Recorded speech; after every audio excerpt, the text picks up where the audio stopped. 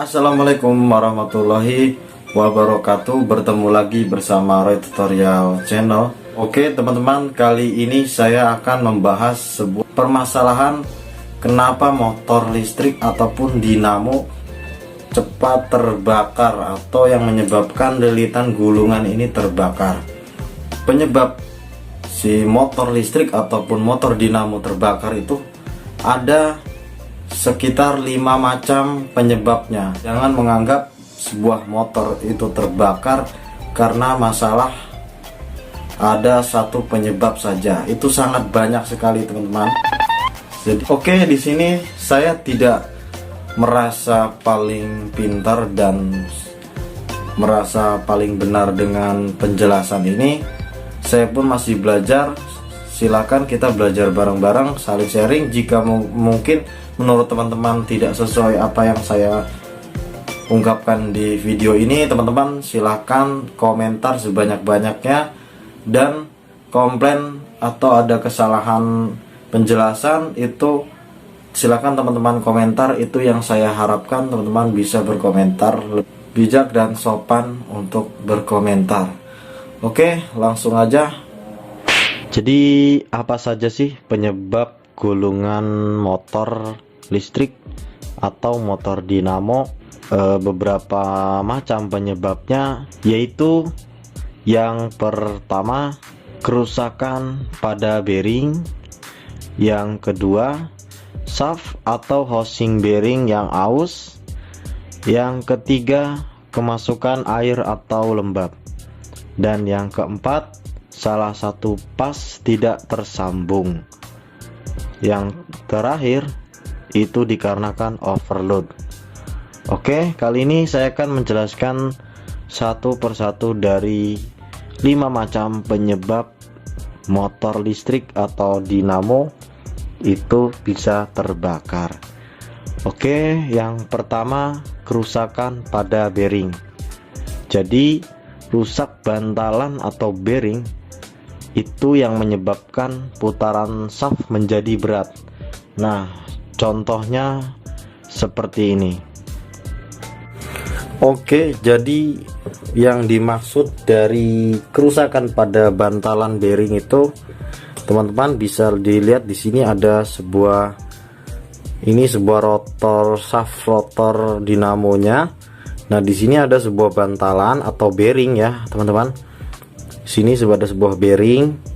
Nah, ini kalau teman-teman bearing ini macet atau ada kerusakan dalam bearing, macet, ketika kita puter shaft motor atau shaft dinamo itu akan terasa berat ketika kita muter seperti ini. Nah, ini contoh sebuah bearing yang sedikit sudah mulai tidak bagus, teman-teman. Ini kenapa? Bisa jadi karena sudah terlalu lama pemakaian. Jadi ini dinamo, misalkan motor ini running terus tidak pernah, atau dinamo ini running terus tidak pernah mati 24 jam, itu akan membuatkan bearing cepat aus atau akan macet ya. Jadi ketika kita putar shaftnya itu sedikit berat ya, teman-teman. Nah, kalau misalkan kita putar seperti ini nih, tuh seperti ini, tidak langsung mutar terus-terusan ya, berarti ini ada sedikit macet di bearingnya. Cuman ini dikatakan masih bisa berputar. Itulah yang disebabkan jika bearing shaft dinamo atau motor itu yang membuat si shaft motor akan macet atau berputarnya terhambat sedikit. Oke. Jadi jika rusaknya bearing atau bantalan ya, itu menyebabkan putarannya shaft menjadi berat. Contohnya yang seperti tadi dinamo ya. Dan itu jika terus-terusan akan menyebabkan ampere motor menjadi berlebih dan akan menyebabkan meningkatnya suhu pada kawat gulungan ya, atau lilitan dinamo dan pada akhirnya akan merusak isolasi kawat, yang akan terjadi short circuit dan akhirnya gulungan terbakar. Nah, itu pun kalau masalah di bearing, berarti ketika kita putar shaftnya itu tidak berputar atau sedikit berat atau berat ya teman-teman. Jadi jika teman-teman menanyakan kenapa, apakah bearingnya masalah atau ada masalah di shaftnya, itu ketika kita putar shaftnya itu berat, itu baru disebabkan oleh bearing yang rusak. Oke, lanjut ya. Yang kedua, shaft atau housing bearing. Nah, biasanya selain kerusakan bearing, kondisi shaft atau housing bearing itu biasanya aus atau diameter di bagian hose ya. Hose itu rumahan bearingnya ya. Jadi itu bisa menyebabkan rotor motor akan bergesekan ke stator dan akan merusak gulungan. Nah, ini juga bisa jadi penyebab rusaknya atau terbakarnya sebuah gulungan dinamo ataupun motor. Nah, yang berpengaruh dari ini yaitu shaft atau housing bearing aus, yang disebabkan beberapa hal ya. Yang pertama itu vibrasi atau getaran. Nah, itu biasanya kalau vibrasinya di atas 5 mm per second itu dikatakan abnormal. Kalau vibrasi masih di bawah 5 mili ya, itu dikatakan masih normal. Pemasangan shaft pada beban yang tidak di alignment juga itu sangat berpengaruh. Itu yang nomor 2. Yang nomor 3, bearing macet juga sama, akan membuat si hose bearing akan aus jika motor itu tetap diputar dipaksa ya, akan menyebabkan panas yang akhirnya rotor panas dan membuat bearing juga cepat panas, akhirnya membuat bearing aus. Nah, shaft unbalance ya, shaftnya tidak seimbang. Kalau shaftnya tidak seimbang, misalkan oblak gitu ya, nggak rata gitu, nggak seimbang, itu akan menyebabkan juga shaft atau hose bearing aus, itu yang akan menyebabkan terbakarnya lilitan dinamo. Jadi pastikan ya kondisi motor listrik saat beroperasi dalam getaran yang normal. Pemasangan shaft motor ke beban mesin harus udah di alignment atau di centering. Makanya itulah pentingnya dari centering atau alignment. Yang nomor 3 yaitu kemasukan air atau lembab. Jadi ini sangat fatal sekali teman-teman ya. Kemungkinan jika terjadi seperti ini, itu ada kesalahan dalam penutupan cover atau pemasangan assembling di bagian motor ataupun dinamo, yang sehingga jika tidak terpasang dengan rapat dan kencang, air akan masuk ke dalam sebuah winding, itu akan menyebabkan short circuit dan akan menyebabkan terbakar. Jadi teman-teman juga harus tahu kondisi pemasangan motor yang benar baik, tidak terdapat celah yang memungkinkan semprotan air masuk ya, minimal memenuhi tingkat perlindungan motor yaitu IP55 atau IP55 ya, kode IP tingkat perlindungan motor listrik. Nah, jadi yang biasa kita lihat di sebuah motor atau nameplate, contohnya seperti ini. Nah, teman-teman biasa dilihat ya, itu di nameplate motor ada sebuah tulisan IP55, IP54, tergantung motor itu dipasang kondisinya di mana. Biasanya kalau sampam berarti dia ada kode tersendiri ya, kode IP atau Ingress Protection. Jadi si kode IP ini ada 2 angka biasanya. Kalau contohnya IP 55, teman-teman bisa dipelajari ya, mungkin di internet, di Google banyak.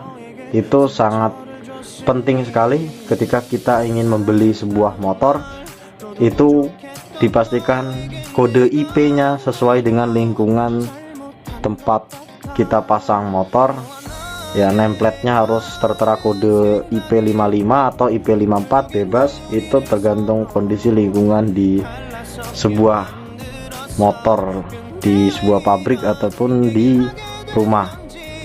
Nah, contohnya IP 55 teman-teman. Jadi kode angka pertama adalah angka 55 ya. Yang kode pertama 5 itu berarti bahwa motor listrik tersebut memiliki perlindungan dari masuknya debu dan perlindungan lengkap terhadap kontak langsung. Pada tingkatan ini debu masih dapat diizinkan masuk dalam, jika dalam batas normal, selama tidak mengganggu pengoperasian. Nah, yang kedua, kode angka yang kedua 5 ini, nah yang berarti motor listrik ini perlindungannya bisa tahan ya terhadap semprotan air yang datang dari segala arah. Contohnya semprotan air dari pipa air atau keran. Nah, berarti alat motor ini atau motor listrik ini memiliki perlindungan terhadap semprotan yang datang dari segala arah. Jadi dia tahan ya teman-teman, tahan terhadap semprotan air. Nah, ini cocok untuk di area yang lembab atau berkaitan dengan air ya, water, atau tempat yang basah.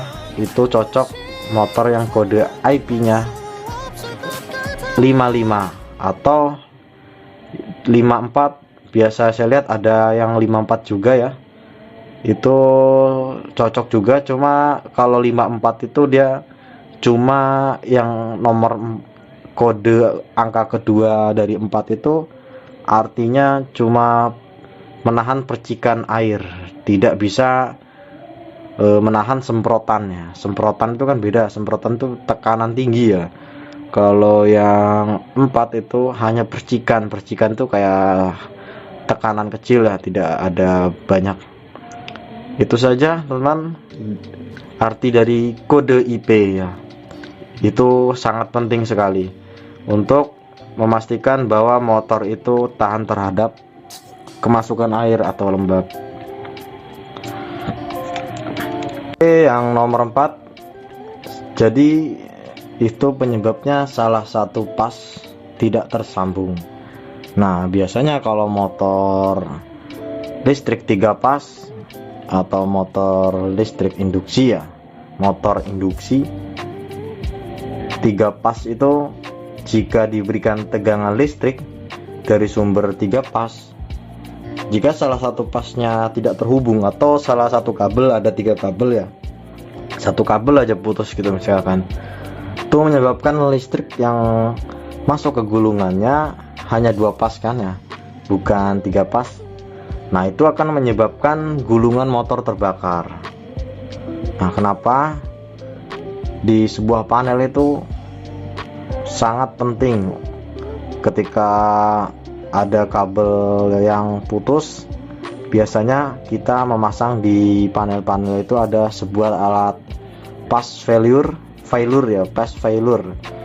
Tegangan drop sedikit atau tegangan salah satunya tidak ada, itu akan otomatis memutuskan ke panel kontrolnya. Jadi itu akan menyebabkan sebuah MCB atau proteksi lainnya ya, itu akan otomatis mati. Nah, yang terakhir ini sangat penting juga. Ini yang terakhir yang biasa overload. Ini overload itu kelebihan beban, sehingga arus listrik yang Jika suhu atau arusnya berlebih, itu akan membuat suhu gulungan atau gulungan dinamo itu overheat, yang akan menyebabkan terbakar sebuah lilitan dinamo ataupun motor. Nah, itu kenapa di setiap panel-panel listrik pasti itu ya ada sebuah proteksi atau overload relay, over current. Banyak ya teman-teman, overload relay, over current jika arus berlebih itu otomatis akan terhubung ke overload relay, yang relay itu akan mengontak dan menginformasikan ke sebuah MCCB ataupun TOR ya, thermal overload relay, EOCR atau electric over current relay. Jadi jika sudah over current, itu relay itu akan bekerja dan memutuskan sebuah MCB untuk trip ya. Itu yang disebut proteksi sebuah motor. Nah, kenapa jika motor itu tidak trip, itu akan menyebabkan terbakar. Oke, terima kasih teman-teman, itu saja, semoga bermanfaat. Terima kasih sudah menyaksikan video ini sampai selesai. Semoga bermanfaat untuk saya sendiri dan teman-teman yang sudah menyaksikan video ini sampai selesai. Terima kasih. Assalamualaikum warahmatullahi wabarakatuh.